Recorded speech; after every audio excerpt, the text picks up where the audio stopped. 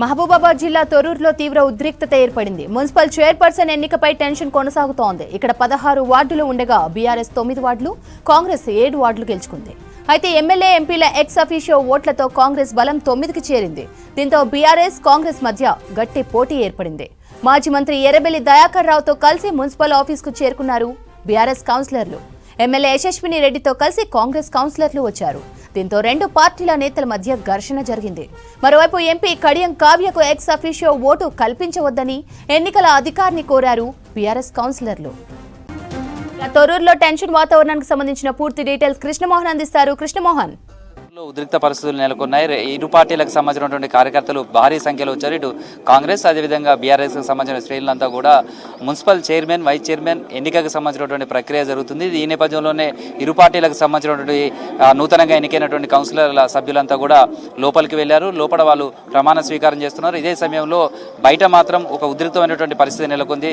దాదాపు జనగామ పట్టణం అంతా కూడా ఇదే సిచ్యువేషన్ కనిపిస్తుంది. ఏదైతే ప్రస్తుతం కౌన్సిలర్లకు సంబంధించినటువంటి వైస్ చైర్మన్, చైర్మన్ ఎన్నిక జరుగుతుందో మున్సిపల్ కార్యాలయానికి సమీపంలో మొత్తం కూడా పోలీసులు ఆంక్షలు విధించారు. ఎవరిని లోపలికి రానివ్వటం లేదు. ఇక్కడ ఉన్నటువంటి మార్కెట్ను క్లోజ్ చేశారు. సేమ్ టైంలో అక్కడ ఇరు పార్టీలకు సంబంధించినటువంటి కార్యకర్తలు కూడా పెద్ద ఎత్తున తరలి వచ్చారు. ఉదయం నుంచి కూడా ఈ టెన్షన్ వాతావరణం కొనసాగుతా ఉందని చెప్పొచ్చు. తొర్రూరుకు సంబంధించి కూడా 16 వార్డులు ఉన్నాయి. ఇందులో 9 చోట్ల కాంగ్రెస్ గెలిచింది. అదేవిధంగా 9 చోట్ల బీఆర్ఎస్ గెలిచింది, 7 చోట్ల కాంగ్రెస్ గెలిచింది. 2 ఎక్స్ అఫీషియల్తోటి ఇటు ఎమ్మెల్యే యశస్విని రెడ్డి అదేవిధంగా ఎంపీ కడియం కావ్యతోటి మొత్తం ఈ రెండు పార్టీలకు 9 మంది సభ్యులతోటి బలం సమానంగా చేరింది. దీంతో ఇక్కడ జరిగే ఎన్నికకు సంబంధించినటువంటిది అందరిలోనూ హైటెన్షన్ క్రియేట్ చేసిందని చెప్పొచ్చు. పోలీసులు కూడా భారీ బందోబస్తు ఏర్పాటు చేశారు. ఇప్పటికే 2-3 సార్లు పోలీసులు ఉద్రిక్త పరిస్థితులను చల్లబరిచేందుకు కూడా లాఠీలకు పని చెప్పాల్సినటువంటి పరిస్థితి కనిపించింది. ఒక్కసారిగా బీఆర్ఎస్ పార్టీకి సంబంధించినటువంటి శ్రేణులు భారీ సంఖ్యలో వచ్చారు. మాజీ మంత్రి ఎర్రబెల్లి దయాకర్ రావు నేతృత్వంలో ప్రత్యేక బస్సులో బీఆర్ఎస్ పార్టీ నుంచి గెలిచినటువంటి కౌన్సిలర్లంతా కూడా ఏదైతే ఎన్నిక జరుగుతుందో ఆఫీసు దగ్గరికి వచ్చారు. అయితే ఇదే సమయంలో ఆ బస్సులో బీఆర్ఎస్ పార్టీకి సంబంధించినటువంటి కార్యకర్తలు, నేతలు కూడా తరలి వచ్చారు. అయితే ఎన్నికల నిబంధనల మేరకు కేవలం కౌన్సిలర్లుగా ఎన్నికైనటువంటి సభ్యులకు మాత్రమే లోపలికి అలౌ చేసే అవకాశం ఉంటుంది. అదే విషయాన్ని చెప్పే సమయంలోనే పోలీసులతో కూడా ఒక వాగ్వాదం జరిగింది. అక్కడ పోలీసులు బస్సును అడ్డుకున్నారు. కేవలం కౌన్సిలర్లను మాత్రమే లోపలికి అలౌ చేస్తామని చెప్పారు. ఆ తర్వాత అందులో ఉన్నటువంటి బస్సులో బీఆర్ఎస్ పార్టీకి సంబంధించిన లీడర్లను కానీ కార్యకర్తలు దించిన తర్వాత ఎర్రబెల్లి దయాకర్ రావు కౌన్సిలర్లు ప్రధానమైన మున్సిపల్ కార్యాలయం దాకా రాణించారు. అక్కడ ప్రధాన గేట్ దగ్గర కేవలం కౌన్సిలర్లు మాత్రమే, ఎందుకంటే వాళ్ళు మాత్రమే సభ్యులు. అదేవిధంగా ఎక్స్ అఫీషియోగా ఉన్నటువంటి ఎమ్మెల్యే కావచ్చు, ఎంపీని వీళ్ళను మాత్రమే అలౌ చేస్తారు. మిగతా ఎవరు అదర్ పర్సన్ లోపలికి అలౌ చేయరు. కానీ ఇక్కడి నుంచే ఘర్షణ వాతావరణం చేపట్టారు. దీంతో ఒక్కసారిగా బీఆర్ఎస్ పార్టీ శ్రేణులకు సంబంధించి భారీ సంఖ్యలో చేరుకున్నారు. అక్కడ లోపలికి వచ్చే ప్రయత్నం చేశారు. ఇదే సమయంలో పోలీసులు అడ్డుకున్నారు. అదే టైంలో కాంగ్రెస్కి సంబంధించినటువంటి కార్యకర్తలు కూడా భారీ సంఖ్యలో అక్కడికి చేరుకున్నారు. మొత్తంగా చూస్తే తొర్రూరు ప్రాంతం అంతా కూడా ఒక హైటెన్షన్ వాతావరణం ఉంది. ప్రస్తుతం అయితే లోపలికి నూతనంగా ఎన్నికైనటువంటి కౌన్సిలర్లు అంతా కూడా లోపలికి వెళ్ళారు. వాళ్ళంతా ప్రమాణ చేస్తున్నారు. కాంగ్రెస్ పార్టీకి సంబంధించినటువంటి 7 సభ్యులతో పాటు అదేవిధంగా బీఆర్ఎస్ పార్టీకి సంబంధించినటువంటి 9 మంది సభ్యులు, అదేవిధంగా ఎంపీ కడియం కావ్య, ఎమ్మెల్యే యశస్విని రెడ్డి వీళ్ళంతా కూడా లోపల సభ్యులుగా ప్రమాణ స్వీకారం చేస్తున్నారు. ఇదంతా ప్రాసెస్ అంతా కూడా గంట సమయం పడుతుంది. 12 గంటలకు చైర్మన్, వైస్ చైర్మన్కి సంబంధించినటువంటి ఎన్నిక ఉంటుంది. కోరంకి సంబంధించినటువంటిది కూడా మొత్తం సభ్యులంతా ఉంటారు.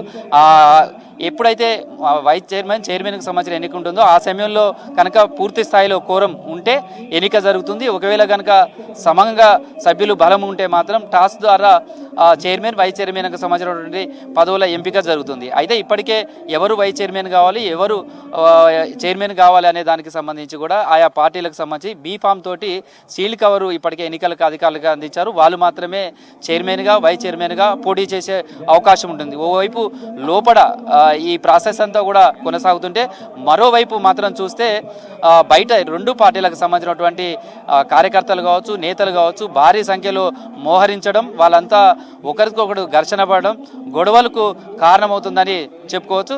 అయితే హై టెన్షన్ వాతావరణం ఉన్న నేపథ్యంలో తొర్రూరు దగ్గరకి భారీగా పోలీసులు బలగాలు చేరుకున్నాయి. అక్కడ ఉన్నటువంటి కార్యకర్తలను కావచ్చు వాళ్ళందరినీ కూడా పోలీస్ ఆంక్షలు ఉన్న నేపథ్యంలో వాళ్ళంతా కూడా వెళ్ళిపోవాలి, పోలీసులకు ఇచ్చినటువంటి సూచనలు పాటించాలని విజ్ఞప్తి చేస్తున్నారు. బట్ ప్రస్తుతం అయితే మాత్రం అక్కడ ఇంకా సిచ్యువేషన్ ఇంకా అదే తీరుగా ఉంది, అదే విధమైనటువంటి ఉద్రిక్త పరిస్థితులు నెలకొన్నాయి. చైర్మన్ వైస్ చైర్మన్ ఎవరు ఎన్నిక కాబోతున్నారు అనే దానికి సంబంధించే ఇక్కడ హంగ్ ఏర్పడవుతోటే ఈ టెన్షన్ వాతావరణానికి కారణమని చెప్పచ్చు. అయితే ఇప్పటికే బీఆర్ఎస్ పార్టీకి సంబంధించినటువంటి వాళ్ళు భారీ సంఖ్యలో అక్కడ మోహరింపజేయడం కావచ్చు, అదేవిధంగా కాంగ్రెస్కు సంబంధించినటువంటి శ్రేణులు కూడా అదే సమయంలో అక్కడికి చేరుకున్నారు. ఇంత స్థాయిలో హై టెన్షన్ ఎందుకు క్రియేట్ చేస్తున్నారు అనే దానికి సంబంధించి ఇటు కాంగ్రెస్ పార్టీకి సంబంధించినటువంటి ఎమ్మెల్యే కావచ్చు మిగతా వాళ్ళు కూడా చెప్తున్నారు. ఓవైపు ప్రజాస్వామ్యబద్ధంగా ఈ ఎన్నికకు సంబంధించినటువంటి అధికారులంతా ప్రాసెస్ చేస్తున్నారు, కావాలనే ఉద్రిక్త పరిస్థితులు కల్పించే ప్రయత్నం చేస్తున్నారు అంటూ ఇరు పార్టీలకు సంబంధించిన నేతలు విమర్శలు చేసుకుంటున్నారు. అయినప్పటికీ రెండు పార్టీలకు సంబంధించినటువంటి కార్యకర్తలు కావచ్చు వీళ్ళంతా భారీ సంఖ్యలో రావటమే దీనికి కారణమని చెప్పచ్చు. మొత్తం వరంగల్ ఉమ్మడి జిల్లాకు సంబంధించి చూస్తే 12 మున్సిపాలిటీలు ఉంటే 7 చోట్ల స్పష్టమైనటువంటి ఆధిక్యత ఉండడంతో కాంగ్రెస్ పార్టీకి సంబంధించినటువంటి చైర్మన్ వైస్ చైర్మన్కి సంబంధించినటువంటి ఎన్నిక చాలా ఈజీగా జరిగిపోతుంది. అదేవిధంగా మహబూబాద్కు సంబంధించి కూడా చూస్తే అక్కడ డిసైడ్ ఫ్యాక్టర్స్ ఇండిపెండెంట్లు ఉన్నారు, ఇండిపెండెంట్లు సిపిఎం సిపిఐకి సంబంధించినటువంటి వాళ్ళు ఉన్నారు. తర్వాత కాంగ్రెస్ పార్టీకి వాళ్ళ మద్దతు తెలపడంతో 21కి సంఖ్యాబలం చేరుకుంది. ఏదైతే కావాల్సినటువంటి మెజారిటీ కాంగ్రెస్ పార్టీకి రావడం తోటి అక్కడ ఎన్నిక లాంఛనమే అనే ఒక సమాచారం అవుతుంది. అదే ఎవరు కాంగ్రెస్ పార్టీకి మద్దతు తెలుపుతారా లేకపోతే బీఆర్ఎస్ పార్టీకి మద్దతు తెలుపుతారా అనేది మాత్రం 12 గంటలకు తెలుస్తుంది. అప్పుడు మాత్రమే ఎవరు చైర్మన్ ఎన్నిక అవుతారు అనేది స్పష్టంగా జరిగే అవకాశం ఉంది. ఇక కేసముద్రంకు సంబంధించి కూడా ఇదే సిచ్యువేషన్ ఉంది. అక్కడ కూడా సేమ్ రెండు పార్టీలు ఇటు కాంగ్రెస్ బీఆర్ఎస్కి సంబంధించి 8 కౌన్సిలర్లు గెలిచారు. దీంతో ఒక్కసారిగా అక్కడ టై అయింది. 2-3 రోజులుగా అదే టెన్షన్ వాతావరణం ఉంది. కానీ మహబూబాద్ ఎంపీ బలరాం నాయక్ అక్కడ ఎక్స్ అఫీషియోగా ఓటు నమోదు చేసుకోవడంతో కాంగ్రెస్ పార్టీ ఎన్నిక అనివార్యమే అని చెప్పుకోవచ్చు. ప్రస్తుతం వాళ్ళంతా కూడా ప్రమాణ స్వీకారం చేస్తున్నారు. వర్ధనపేటకు సంబంధించి కూడా అదే సిచ్యువేషన్ కనిపిస్తుంది. అక్కడ కూడా 12 వార్డులకు సంబంధించి కూడా కాంగ్రెస్ పార్టీ 5 చోట్ల గెలిచింది, బీఆర్ఎస్ 6 చోట్ల గెలిచింది. ఇండిపెండెంట్ బీఆర్ఎస్ కాంగ్రెస్ పార్టీకి సంబంధించినటువంటి వాళ్ళకు మద్దతు తెలపడంతో సమానమైనటువంటి కౌన్సిలర్లు అయ్యారు. దీంతో అక్కడ ఎమ్మెల్యేగా ఉన్నటువంటి నాగరాజు ఓటు కీలకంగా మారడం, ఆయన కాంగ్రెస్ ఎమ్మెల్యేగా ఉండడం, ఎక్స్ అఫీషియో మెంబర్గా ఉండడంతో కాంగ్రెస్ పార్టీకి అక్కడ ఎన్నిక లాంఛనం. ప్రస్తుతం మనం జనగామకు సంబంధించి కూడా చూస్తే జనగామకు సంబంధించి కూడా అలాంటి హై టెన్షన్ వాతావరణమే కనపడుతుంది. ఇక్కడ కాంగ్రెస్ పార్టీకి సంబంధించి 12 మంది కౌన్సిలర్లు గెలిచారు. అదేవిధంగా బీఆర్ఎస్ పార్టీకి సంబంధించి 13 మంది కౌన్సిలర్లు గెలిచారు.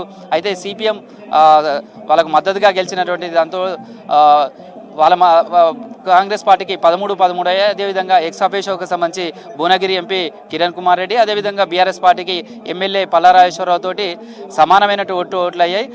ఇండిపెండెంట్లు కూడా ఇక్కడ వాళ్ళే డిసైడ్ ఫ్యాక్టర్స్గా ఉన్నారు.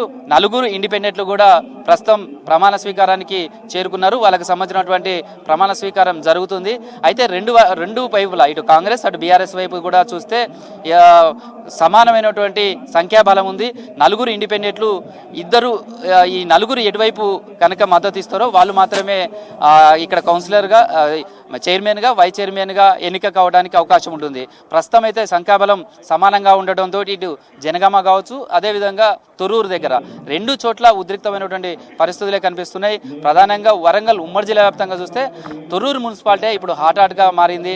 అక్కడ సిచ్యువేషన్ అయితే ఇంకా క్రిటికల్గానే ఉందని చెప్పొచ్చు. మొత్తం మున్సిపల్ కార్యాలయం చుట్టూ కూడా ఇటు 2 పార్టీలకు సంబంధించినటువంటి నేతలు కావచ్చు కార్యకర్తలు కావచ్చు భారీ సంఖ్యలో అక్కడికి చేరుకున్నారు. వాళ్ళందరినీ కూడా అక్కడి నుంచి ఖాళీ చేసి పంపించే ప్రయత్నం చేస్తున్నారు స్రవంతి. ప్రస్తుతం అయితే లోపల మాత్రం నూతనంగా ఎన్నికైనటువంటి కౌన్సిలర్లు అయితే ఎవరున్నారో వాళ్ళంతా కూడా ప్రమాణ స్వీకారం చేస్తున్నారు. వాళ్ళు ప్రమాణ స్వీకారం ఇదంతా కూడా ప్రాసెస్ అంతా పూర్తి కావడానికి 1 గంట సమయం పడుతుంది. ఆ తర్వాత మాత్రమే చైర్మన్ వైస్ చైర్మన్కి సంబంధించినటువంటి ఎన్నిక ఉంటుంది. ఆ టైంలో కోరం ఉంటుందా, సభ్యులు బయటకు వచ్చేస్తారా, లేదా ఈ ఎన్నికల్లో పార్టిసిపేట్ చేస్తారా, లేదా చెరి సమానమైనటువంటి ఓట్లు వస్తే టై చేస్తే వాళ్ళని ఏ విధంగా టాస్ వేసి ఎన్నిక చేస్తారా, ఇదంతా కూడా అందరిలోనూ ఆసక్తి ఉంది. దీంతో ఇటు ఓవైపు ఉద్రిక్త పరిస్థితుల మధ్యనే కౌన్సిలర్లు ప్రమాణ స్వీకారం చేస్తున్నారు. బయటంతా కూడా టెన్షన్ వాతావరణం ఉంది. ప్రస్తుతం జనగామలో కూడా అలాంటి సిచ్యువేషనే ఉందని చెప్పుకోవచ్చు శ్రవంతి.